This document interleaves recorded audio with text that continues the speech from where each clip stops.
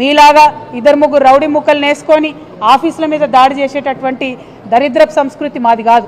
మాది మాటలతోని, విఘ్నతతోని, సిన్సియారిటీతోని, ప్రజల దగ్గర పనిచేసే కమిట్మెంట్తోని ప్రజల మనసులు గెలుచుకునేటటువంటి పాలసీ ఫిలాసఫీ బీఆర్ఎస్ పార్టీది. మీరేదో దాడి చేస్తాం, ఆఫీసుల మీదకి వస్తాం, ఇండ్ల మీదకి వస్తామంటే భయపడేటోళ్ళు ఎవరు లేదు.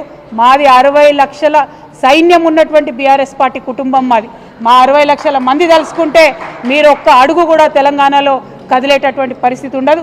ఖబర్దార్ కాంగ్రెస్ నాయకులారా, మళ్ళొక్కసారి ఎక్కడ బీఆర్ఎస్ పార్టీ ఆఫీస్ వైపు కన్నెత్తి చూసినా కూడా బీఆర్ఎస్ పార్టీ సైనికులు ఎవరు కూడా ఊరుకోరని చెప్పి ఈ సందర్భంగా మీకు తెలియజేస్తూ ఉన్నాను. మరి మన నల్గొండ జిల్లా ప్రజలందరికీ తెలిసిందే, ఆనాడు ఉద్యమంలో అంతకన్నా ముందు కూడా మనం అనుకున్నాం నల్గొండ కేంద్రంగా పాలన జరిగితే మరి దూర ప్రాంతాల నుంచి నల్గొండకి కలెక్టర్ దగ్గరికి వస్తే 2-3 రోజులు నల్గొండ పట్టణంలో ఉండి పని చేసుకొని పోవాల్సినటువంటి పరిస్థితి ఉండే. కానీ దాన్ని నిర్మూలించాలని, ప్రజల వద్దకే పాలన వెళ్ళాలని చెప్పి నల్గొండ నుంచి మళ్ళీ కొత్తగా జిల్లాలను ఏర్పాటు చేసుకున్నాం. జిల్లాల ఏర్పాటుతో ఊరుకోలేదు. ఏర్పాటు చేసిన జిల్లాలలో 3 ప్రభుత్వ మెడికల్ కళాశాలలు మనం తీసుకొచ్చినాం. ఇవాళ ఇక్కడ కోమటిరెడ్డి గారు ఉన్నారు మంత్రిగా, ఉత్తమ్ కుమార్ రెడ్డి గారు ఉన్నారు. వారిద్దరు నేను ప్రశ్నిస్తూ ఉన్నా, 60 ఏండ్ల మీ పాలనలో కనీసం ఒక్కటంటే ఒక మెడికల్ కాలేజు మీరు తీసుకురాగలిగినరా? నల్గొండ జిల్లా ప్రజల దగ్గరికి పరిపాలన తీసుకురావాలనేటటువంటి సోయి మీకున్నదా?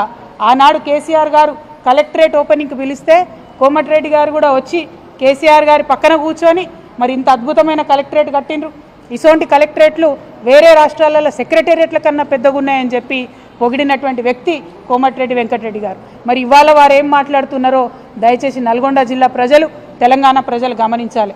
ఓడో దాటే వరకు ఒక రకంగా, ఏదో ఒడ్డు దాటినాక ఇంకొక రకంగా అన్నట్టు కాంగ్రెస్ పార్టీ వాళ్ళు మాట్లాడుతూ ఉన్నారు. దీన్ని, ఈ వైఖరిని ప్రజలు అర్థం చేసుకోవాలని చెప్పి నేను కోరుతా ఉన్నాను.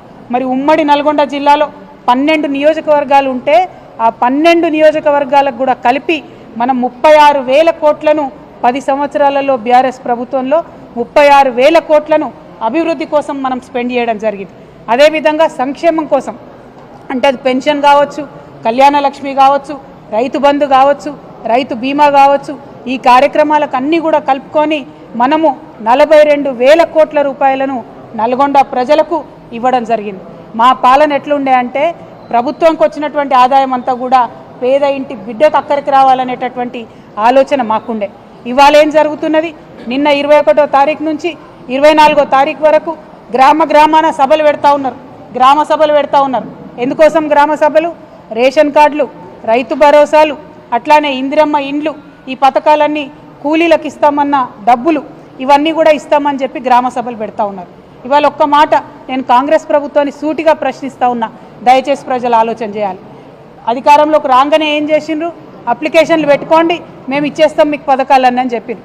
అంటే ఒకసారి అప్లికేషన్ పెడితే మళ్ళీ ఎంపీ ఎలక్షన్ల ముందు మళ్ళీ ఏమన్నారు? లేదు అభయహస్తం అప్లికేషన్లు పెట్టండి అన్నారు. మళ్ళీ ఒకసారి లైన్లలో నిలబడి అప్లికేషన్లు పెట్టాం. ఎంపీ ఎలక్షన్లు అయిపోయినాక ఏమన్నారు? మేము కులగణన చేస్తున్నాం, మీ దగ్గరికి వచ్చే మేము తెలుసుకుంటాం విషయాలు అన్నారు. 3వసారి కూడా కులగణన పేరు మీద ఇంకో 3 నెలలు టైంపాస్ చేసిండ్రు. మరి 3 సార్ల ప్రజలు ఇచ్చినటువంటి అప్లికేషన్లు మీ దగ్గర ఉండంగా, ఆల్రెడీ మీ సేవలో పెండింగ్ ఉన్న లక్షలాది అప్లికేషన్లు ఉండంగా మళ్ళా గ్రామ సభలు పెట్టి కొత్తగా మీరు ఏం సాధిస్తారు?